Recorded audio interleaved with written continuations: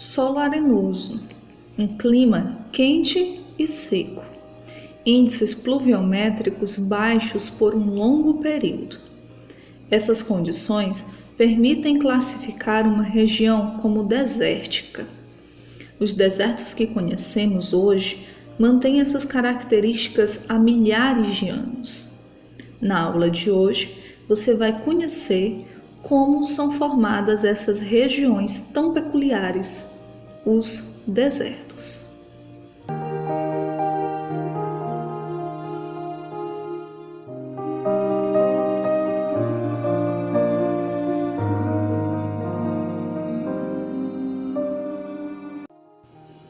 Já que as regiões desérticas possuem as mesmas características de milhares de anos atrás, significa dizer que essas regiões não se formaram de uma década para outra, muito menos de um dia para o outro. Então, o que tem acontecido? Quais são as causas do esgotamento dos solos e por que isso tem provocado uma rápida expansão de terrenos arenosos em todo o mundo? O deserto do Saara, localizado ao norte do continente africano, é conhecido por ser o deserto mais quente do mundo. Durante o dia, as temperaturas desse deserto podem alcançar os 50 graus e à noite a sensação térmica pode passar dos 0 graus Celsius. Além do deserto do Saara, que ocupa uma área de 9.065.000 km², outros desertos são igualmente conhecidos ao redor do mundo, como o deserto da Patagônia, na Argentina, e o deserto do Atacama, no Chile. O que se pode observar em todos esses desertos é que a paisagem é a mesma: dunas, areia, pouquíssimos animais, consequentemente pouquíssimas pessoas habitando nessas regiões. A desertificação, problema ambiental que estamos tratando neste capítulo, atinge mais de 100 países em todo o mundo e hoje é considerada um problema global. As regiões sul-americana e caribenha têm inúmeros países com expressivas áreas de seus territórios com problemas de desertificação, entre eles Argentina, Bolívia, Brasil, Chile, Cuba, Peru e México. Aliás, no Brasil, existem 4 áreas chamadas de núcleos de desertificação. Elas somam 18,7 mil km² e atingem os estados do Piauí, Rio Grande do Norte, Ceará e Pernambuco. Muito bem. Gente, toda essa introdução serviu para que a gente chegasse aqui para analisar o infográfico que está na página 136. Gente, o que é um infográfico? O infográfico é uma espécie de gráfico, como o nome já diz, repleto de informações.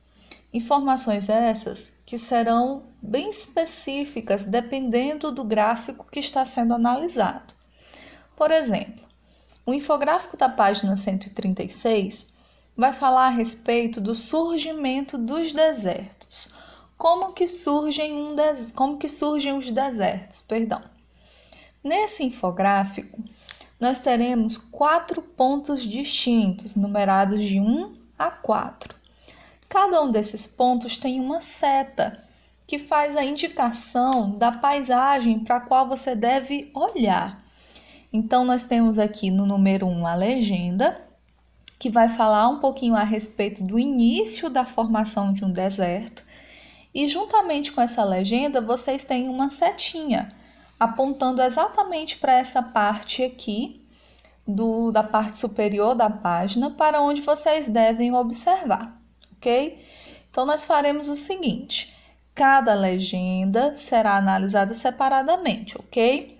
E nós vamos iniciar a análise partindo aqui da legenda com o número 1, ok? Então vamos lá. Número 1 diz o seguinte: em áreas com terrenos arenosos, a mata nativa é essencial para proteger o solo da degradação. As raízes das árvores sustentam a terra e retêm a água, evitando a erosão. A situação começa a mudar quando a área é ocupada de maneira predatória. O desmatamento da vegetação nativa ou das margens de rios, as queimadas, a agropecuária intensiva, o uso indiscriminado de agrotóxicos e as práticas inadequadas de irrigação podem iniciar o processo de desertificação. Peço que vocês prestem bastante atenção na imagem que acompanha essa legenda. É uma imagem do leito do rio, estão vendo? Na margem do leito desse rio, é possível ver que há vegetação nativa ainda há árvores nessa região. Isso significa que o solo ainda está protegido, que o solo dessa região ainda é rico em seus minerais, em seus nutrientes, e que ele ainda é um fator gerador de vida, ou seja, ainda existe vegetação, os animais dessa região ainda podem se alimentar, o ecossistema dessa região ainda pode se manter, tudo graças à vegetação, à mata nativa, que no momento é o que está protegendo esse solo arenoso, tá? O solo arenoso em si não é prejudicial, mas quando ele está defasado, quando ele perde seus nutrientes, sua vegetação, aí ele se torna, entre aspas, um problema. Abaixo da legenda de número 1, nós temos uma observação relacionada ao continente africano, E ela diz o seguinte: um continente que seca. A África é de longe o continente mais atingido pela desertificação. Na borda sul do deserto do Saara, uma região do tamanho do estado de Minas Gerais, virou areia nos últimos 50 anos. Hoje, a ameaça de desertificação atinge quase 2/3 do continente. Além das constantes secas, os solos sofrem com a substituição das lavouras de sustento por culturas de exportação desde os anos de 1940. O problema tem consequências sociais graves. Nas próximas 2 décadas, cerca de 60 milhões de pessoas devem deixar as terras atingidas pela desertificação, migrando para outras regiões da África ou para a Europa. E aí vocês podem ver que na legenda existem 3 tonalidades, que estão relacionadas às áreas em desertificação. A tonalidade mais escura, quase preta, risco agudo de desertificação, que dá para a gente ver de forma bem precisa aqui no norte do continente, na área que corresponde realmente ao deserto do Saara. Risco entre moderado e alto, as regiões que estão no envolto do deserto do Saara e algumas também à direita aqui do mapa, e as áreas que já estão mesmo desertificadas. Então, além do solo ser empobrecido, isso gera consequências não só econômicas, e não só ambientais, também geram consequências sociais. Pessoas que dependem daquela região, que precisam do seu alimento, daquele lugar, que infelizmente ficam impossibilitadas de continuar nessa região. Na segunda parte, com a ocupação agropecuária, parte da mata nativa é derrubada para dar lugar a plantações e pastos. Sem a proteção das raízes, o solo perde matéria orgânica e começa a ter camadas removidas. A cada nova cultura, a aragem do terreno e a ação da chuva carregam nutrientes do solo, que tem sua espessura original diminuída. A terra nua sofre com a erosão e os deslizamentos de terra, e há uma redução do volume do leito dos rios. Então, a partir do momento que a vegetação nativa dessa região é retirada, seja para o plantio dos alimentos ou para a criação de gado naquele local, o solo já deixa de ter os seus nutrientes originais preservados.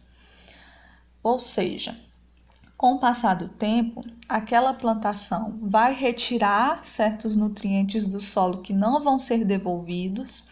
A criação do gado vai fazer com que certos nutrientes que estão ali no solo também sejam degradados, sem contar que somente pela ocupação do gado nós já temos essa área,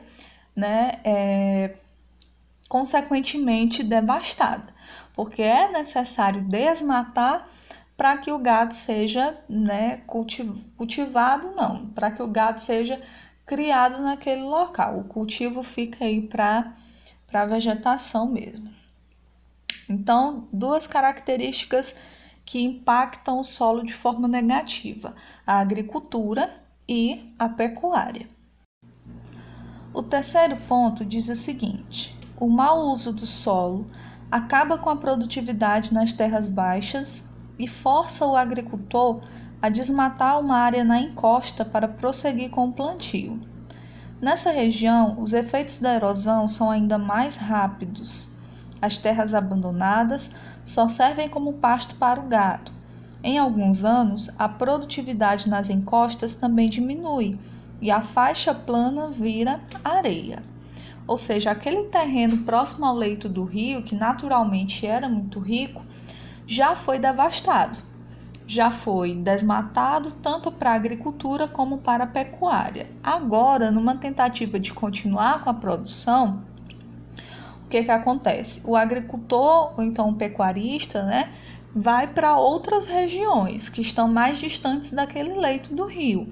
E, consequentemente, ele também vai degradar o solo que está mais distante. Ou seja, aquela destruição que começou próximo ao leito do rio, agora já está se expandindo para as regiões do entorno daquele local. E, por fim, a gente chega no quarto ponto do infográfico, que diz assim: em poucas décadas, a região fértil e verde dá lugar a um terreno arenoso e improdutivo. Com a ação do vento e da água, toda a faixa do solo desaparece, ou seja, sofre a erosão, e só sobra areia e rocha. Mas isso não significa que um deserto tenha se formado, porque a desolação tem remédio. A desocupação do local é o primeiro passo para que gramíneas e capins mais resistentes voltem a aparecer. Já a recuperação total do solo, entretanto, pode demorar séculos. Então, vejamos. No primeiro ponto, nós tínhamos a vegetação nativa original daquela região. Lá no leito do rio, solo extremamente rico, tudo certo. No segundo ponto, o que aconteceu? Os agricultores, os pecuaristas, apareceram naquela região e começaram a degradar o solo. No terceiro ponto, esses agricultores e pecuaristas já tinham degradado o solo próximo ao leito do rio e continuaram estendendo a sua área de ocupação, fazendo com que toda aquela região entrasse no processo de devastação. E no quarto ponto, nós já temos não só a conclusão de toda essa devastação, como também uma saída, uma solução para que esse terreno realmente não se transforme em um deserto. Qual é a solução? Primeiro, desocupar essa região. Se tiver plantação, deixar de plantar. Se tiver criação de animais, retirar os animais do lugar, para que com o tempo a vegetação consiga se recuperar. Isso a curto prazo. A longo prazo é que esse terreno vai poder voltar ao normal. Se nada disso acontecer, se não houver desocupação, se o plantio continuar sendo feito e a criação continuar sendo produzida na região, o que vai acontecer? A desertificação, que é o que nós estamos falando desde o início do capítulo. Então, por que isso ocorre no Brasil, por exemplo, lá nas 4 regiões que nós falamos anteriormente? Porque muito provavelmente nessas regiões não ocorre a desocupação, eles não cuidam, eles não tratam. E isso vai fazer com que a região vá ficando cada vez mais pobre, até chegar no momento que o solo não consiga se recuperar. E aí entra no processo de desertificação, ok? Então agora, gente, vocês têm a atividade que vai ser da página 138 e 139, somente elas duas. Eu explicarei no momento posterior o Mídias em Contexto, tá bom? Não precisa fazer agora.